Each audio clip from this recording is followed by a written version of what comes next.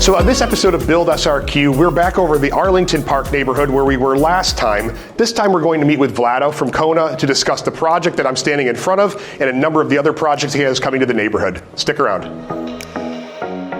So, we are over here in Arlington Park. It's an area that's getting a lot of additional attention, especially as west of the trail becomes more and more expensive. So you're certainly one of the ones I see a lot of signs popping up, spearheading the revitalization here in Arlington Park. And so curious as to what brought you here, why the passion for this area? We have about 12 homes now, and we're hoping to have 12 more in the next few months. But it all started when I first saw the plan for this area. That first started in the 30s and 40s when they really wanted to rebuild Sarasota and make it family oriented. And the plan was to introduce a lot of parks and make it walkable. And I love that idea. So we actually started by buying up all the homes that were pretty much that bad, and they were falling apart, and they were really an eyesore to the area. So we started buying those up and rebuilding it into these modern, beautiful homes. And what I also wanted to do was to build completely different homes every time. I did not want to repeat the same model. Sure. So I think that's going to play a big role down the road when you drive down the road and you have these beautiful homes that are completely different from each other. I think the variety over here is probably one of the things that I find most attractive. You can walk down, you can find a mid-century that's been kept well, you can find something that we're standing in today that's an exquisite contemporary design. And then to your point, I think you do see a lot of these homes that maybe are getting beyond their useful life, especially with flood requirements and some of the challenges that buyers are facing when moving into the area or looking to make a move within the area, about insurance purposes, where something like this, someone can move into Arlington Park, but it's not going to be something that they're going to have a challenge on some of those other things with. Correct. And the last few years we had some really bad hurricanes, and I think that kind of pushed things to actually change. So every home is built with hurricane impact windows. We actually go with black all the way up, and every home is actually elevated as well. But yeah. It's beautiful. Let's take a walk around. Show me, you guys do some things that I absolutely love. The doors, those types of hinges. You guys have got some unique stuff that you're putting into these places. Yeah, so I tried to do something different with every home. So for example, all these doors were actually brought from Italy. And lately we're actually importing a lot of materials from Europe, from Spain, from Germany, from Italy. All over pretty much. With this home, we wanted to do something different. That's why we have so many different materials. Yeah. So we have concrete, we have wood, we have metals, we have all sorts of different colors. And I wanted to do something different in Sarasota. So this is a very unique and special home. All the tile has been actually brought from Italy as well.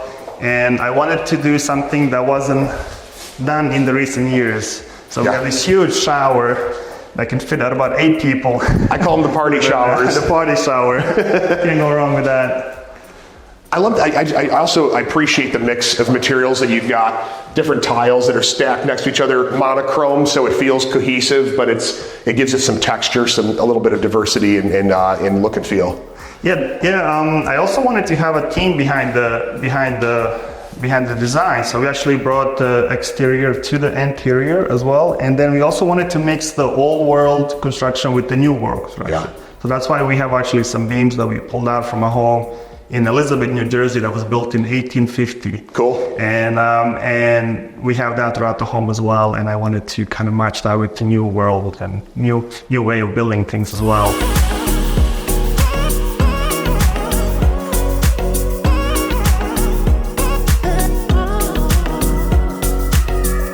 We have played it pretty safe in every other house, but with this home, we wanted to do something different. For example, the black kitchen. Yeah. That's something new in this area, but so far people are loving it. We did a black exterior, we did a black fence, and people are going for it.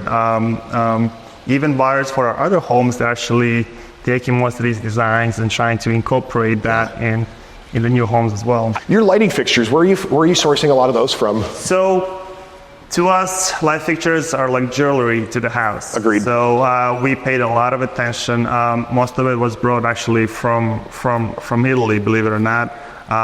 And we had few designers work on that just so we can make this place not feel so overwhelming. Yeah. As you first walk in. It's beautiful. Pool-wise, did you pick out the design for that, or did you, again, bring another expert in to kind of give you best use of space and layout?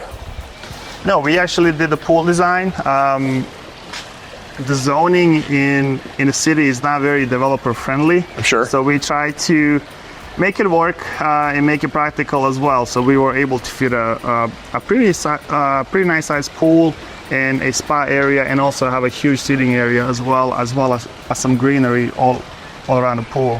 And I like what you guys do with the outdoor kitchen. You've got like the big, what is, I mean, I call it a green egg, but is it a smoker? Is that what this is? Yes. So with all of our homes, we try to pretty much include everything to make it pretty much turnkey. The only thing that we don't usually include are the blinds, because that's really Makes personal. sense. Everything else we try to deck out and make it look good. So in here we have an oversized grill, sink, a smoker, and plenty of cabinetry space, which you gotta love that. Yeah. What are those, by the way? So these are alarms for the pool. You would actually place these in a pool, and if somebody moves the water, they go off. They start tripping. Also, if you've got like a It's for kids, kids yeah, fall in, yeah. or dog falls in. Cats, yep.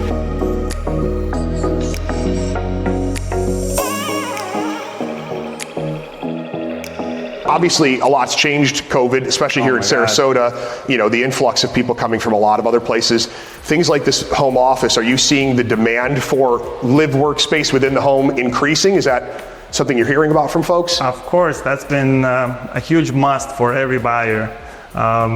It's either one or two offices that they want, and that's been the main focus. That and the media room, because everybody wants a special room as well, just to go and disconnect from the workload. And obviously, we're in a two-story home. I hear a lot from folks that are looking for the ability to live on one floor. It looks like that was incorporated into the design of this as well. So because of the lot sizes in downtown Sarasota and the zoning requirements, we are actually forced to go up and build a second floor. But all our homes are designed to be livable only on the first floor. So we always put the primary bedroom, the office, and everything else on the first floor, so the folks who are actually here full-time don't really have to go upstairs. Yeah. But when they have guests and family and friends and so on, they can actually have their own little wing upstairs. So, for example, this home has a second primary bedroom upstairs. Yes. For the guest, and then we have the bonus room, and we have another bedroom as well.